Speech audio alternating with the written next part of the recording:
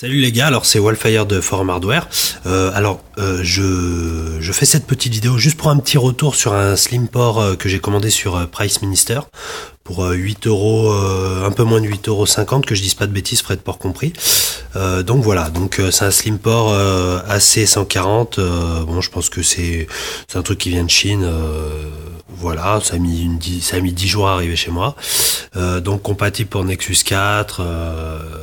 Google, tous les Google Nexus à partir du 4, donc le 5 compris, et le 7 et les deux 7, LG Optimus G Pro, Asus Padfone Infinity, et ça c'est, que je dise pas de bêtises, un PC Google, le Fujitsu Arrow Tab. Donc voilà. Donc alors nous on va le tester pour justement pour la LG G-Pad qui est ici. Donc voilà. Pour la ROM. Alors j'ai une ROM d'origine, mais pas tout à fait, hein, sinon ce serait trop facile. Donc tac.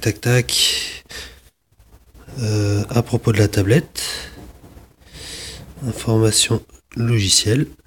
Et donc j'ai la Maladus 1.2.5. Donc en fait, en gros, c'est une version 4.2.2, c'est celle d'origine avec les applications LG d'origine, l'interface LG d'origine, comme vous pouvez le voir, mais avec quelques petites améliorations pour la stabilité et la rapidité.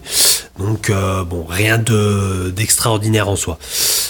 Donc voilà, on va tester le Slimport. Donc on ouvre la boîte à une main, pas pratique. Elle est bien visée. Tac. On enlève le Slimport de sa petite boîte. Donc il est là, il est fait comme ça. Donc là vous avez une prise micro USB que vous allez brancher sur le port secteur de la tablette, le port charge. Là vous voyez, vous avez de quoi brancher la prise HDMI. Et là, de quoi brancher un chargeur secteur, justement pour alimenter le Slimport, sinon ça ne fonctionne pas. C'est pareil sur les prises MHL pour les Samsung par exemple, enfin pour tout autre appareil. Donc voilà, alors qu'est-ce qu'on fait? On prend une prise HDMI simple qui est branchée, qui est reliée à sa TV ou à son écran d'ordinateur, au choix, pardon. Donc on fait quoi? On le branche. Ensuite, on prend la prise secteur de l'appareil qui est branché lui comme vous voyez sur ma super multiprise au fond que vous ne verrez pas. Donc vous la branchez dessus. Ensuite vous faites quoi? Vous prenez l'appareil ici, vous branchez la prise ici, et là normalement vous devez avoir l'écran qui va s'afficher sur la télé, comme vous le voyez ici. Donc je vais me reculer pour que vous voyez mieux. Donc voilà. Donc c'est un petit peu compliqué de filmer les deux en même temps parce que je suis tout seul et je fais cette vidéo juste pour un petit retour. Donc voilà, donc tout fonctionne super bien. J'ai testé la veille sur un écran plus grand. Là c'est juste pour un petit retour sur une TV Philips toute banale, même pas Full HD. Voilà. Donc en 32 pouces. Donc là, je vais lancer MX Player pour lire le DivX, un DivX par exemple. Donc là, vous voyez, j'ai mes DivX, etc. On va lancer un épisode de Sherlock. Et là, tout fonctionne parfaitement. Donc voilà. Que ce soit, alors j'ai fait plusieurs tests, je vais pas m'attarder sur la vidéo. Cela fonctionne pour les jeux 3D vraiment bien. Il y a vraiment moins de latence que sur, par exemple, j'ai testé ça sur plusieurs appareils. J'ai testé, par exemple, ça fonctionne bien mieux qu'une prise MHL ou que du Miracast. Si des gens ont l'habitude d'utiliser du Miracast, les couleurs sont vraiment plus jolies. Vous voyez, c'est super fin à l'écran aussi.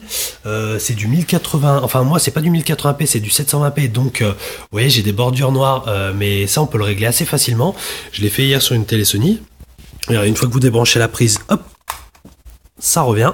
En plus ça charge votre appareil du coup, vu que c'est branché sur secteur. Et donc ça fonctionne mieux que le Miracast et que le MHL parce que vous n'avez pas tant de latence, donc et vos DivX sont vachement plus beaux à regarder. Donc c'est vachement cool. Regardez, on peut même brancher, je vais brancher là, parce que je filme avec mon Nexus 5, je vais brancher mon Nexus 5 dessus, et là, normalement, ça devrait passer à l'écran. Regardez, c'est ce que je filme en fait. Bon là, c'est un peu facile, vous voyez. Tac, tac, tac, tac, tac. Oh là là, hop, et ben, tout est à l'écran.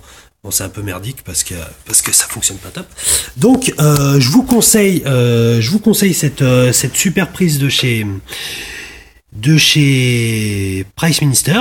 N'hésitez pas à dire à Price Minister si la prise ne marche pas, vous serez remboursé assez rapidement, ou le vendeur est très réactif, donc il vous le changera. Parce que j'ai vu certains retours de personnes en fait qui m'ont dit que la prise ne fonctionnait carrément pas. Donc là, j'ai fait cette vidéo un peu pour tout le monde, pour remettre les compteurs à zéro, pour dire que tout fonctionne bien. Ne vous inquiétez pas, évitez de payer 15 €, parce qu'au minimum c'est 15 € habituellement une prise bas de gamme en slim port. N'hésitez pas à commander celle-ci. Voilà, bon, j'ai pas de part de marché chez Price Minister. J'espère qu'ils vont voir cette vidéo quand même. Non, je rigole. Donc voilà, passez une bonne journée, hein, les achats fait rien, et profitez de votre tablette. Hein. Salut les gars.